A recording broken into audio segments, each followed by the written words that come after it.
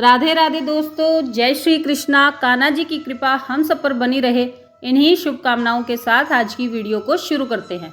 दोस्तों, आप सबका हमारे YouTube चैनल भक्ति में आस्था पर हार्दिक स्वागत है। आज की इस वीडियो में हम आपको अपरा एकादशी की जानकारी देंगे। आप सबसे रिक्वेस्ट है कि वीडियो को पूरा और ध्यान से सुनिएगा। चलिए शुरू करते हैं। हिंदू धर्म में एकादशी तिथि का अत्यंत ही महत्व होता है। हर माह में 2 बार एकादशी तिथि पड़ती है, एक बार कृष्ण पक्ष में और दूसरी शुक्ल पक्ष में। इस तरह एक साल में कुल 24 एकादशी तिथि आती हैं। इन सभी एकादशी तिथियों के नाम भी अलग अलग होते हैं।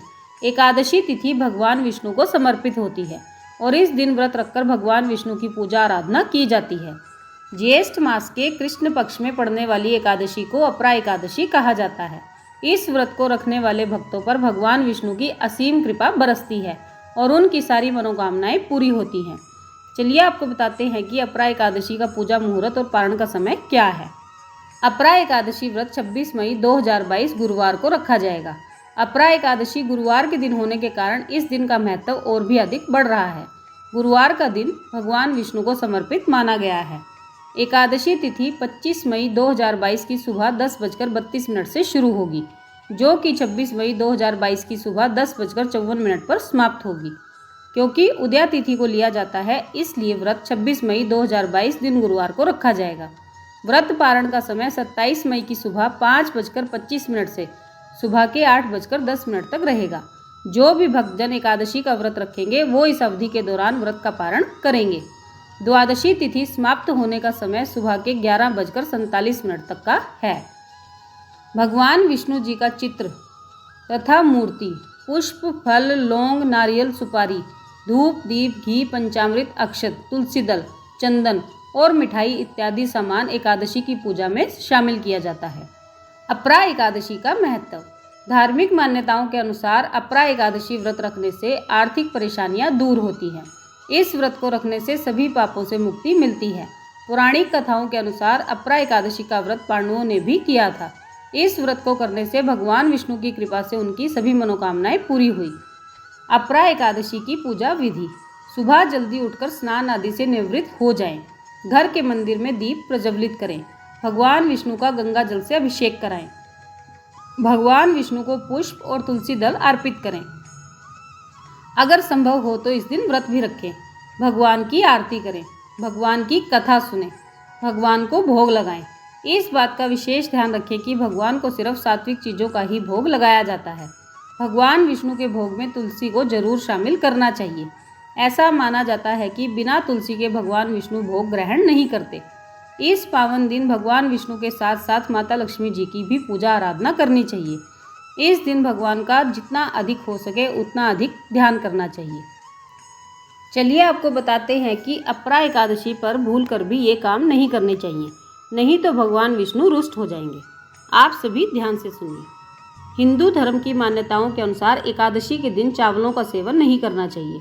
ऐसा कहा जाता है कि एकादशी के दिन चावलों का सेवन करने वाले अगले जन्म में रेंगने वाले जीव का जन्म लेते हैं। एकादशी के दिन भूल कर भी क्रोध नहीं करना चाहिए। इस दिन क्रोध करने से भगवान विष्णु नाराज होते हैं। इससे घर की सुख समृद्धि कम हो जाती है। इस दिन किसी को अपशब्द कहने से भी बचना चाहिए। एकादशी के दिन ब्रह्मचर्य नियमों का पालन करना चाहिए। शारीरिक संबंध या गलत सोच आदि से दूर रहना चाहिए। इसके अलावा मदिरा पान से भी दूर रहना चाहिए। एकादशी के दिन काले रंग के कपड़े पहनने से भी बचना चाहिए।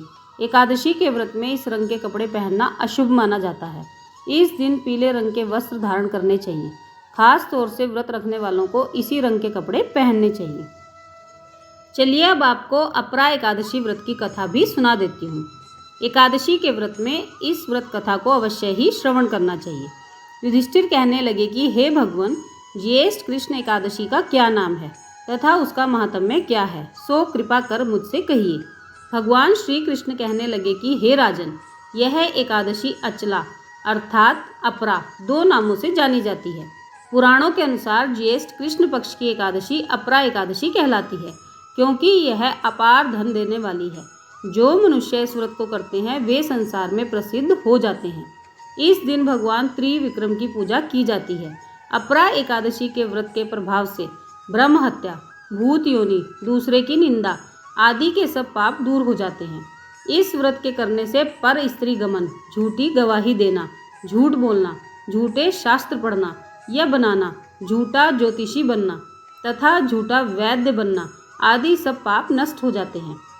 जो क्षत्रिय युद्ध से भाग जाए वे नरकगामी होते हैं, परंतु अपरा एकादशी का व्रत करने से वे भी स्वर्ग को प्राप्त होते हैं।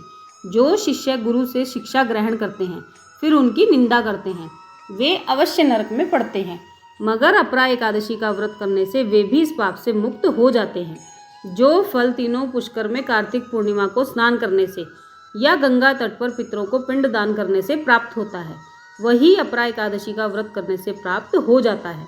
मकर के सूर्य में प्रयागराज के स्नान से, शिवरात्रि का व्रत करने से, सिंह राशि के बृहस्पति में गोमती नदी के स्नान से, कुंभ में केदारनाथ के दर्शन या बद्रीनाथ के दर्शन करने से, सूर्य ग्रहण में कुरुक्षेत्र में स्नान करने से, स्वर्ण दान करने से अथवा अर्ध प्रसूता गोदान से जो फल मिलता है वही फल अपरा एकादशी के व्रत से मिल जाता है।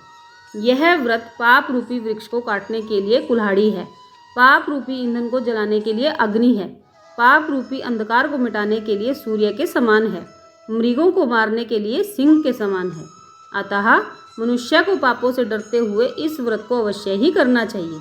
अपरा एकादशी का व्रत तथा भगवान का पूजन करने से मनुष्य सब पापों से छूटकर विष्णु लोक को जाता है।